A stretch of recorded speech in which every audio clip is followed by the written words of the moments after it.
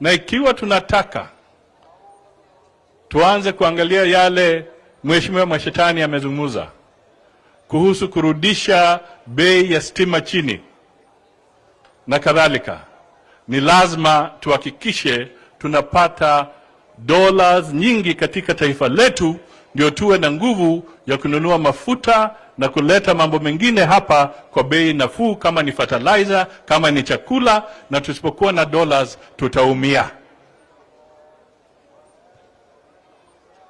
Na kufanya hivyo ni lazima tuwe na utulivu.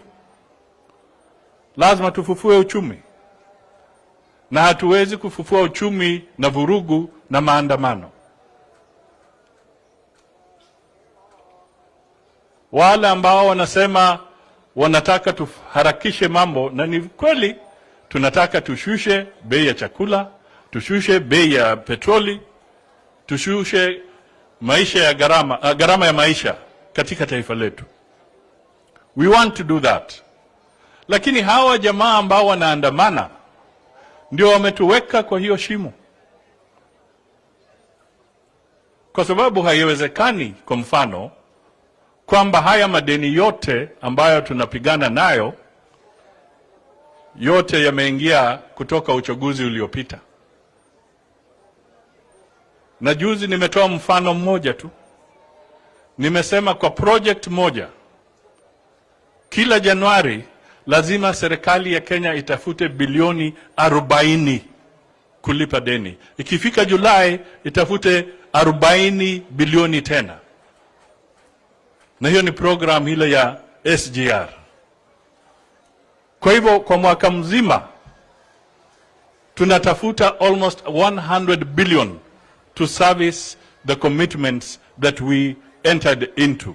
Na sio ya juzi, sio ya serikali ya Kenya Kwanza. Hiyo ni commitment ambayo tuliingia na serikali ile nyingine.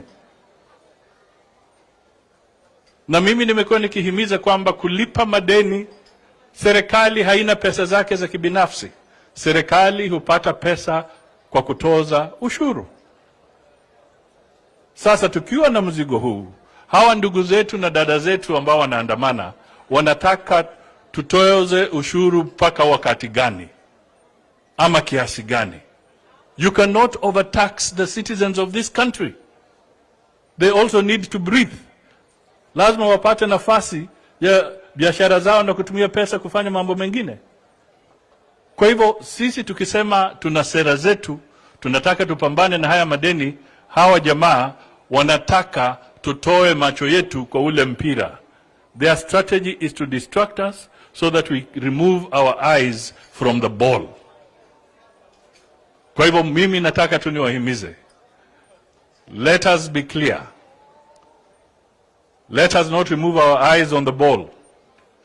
William Ruto aliuza sera zake za Kenya Kwanza, akashinda. Na yule ndugu yetu alikuwa anauza sera za Azimio. Wakenya wakanunua sera za Kenya Kwanza, wakaweka imani yao kwa Kenya Kwanza.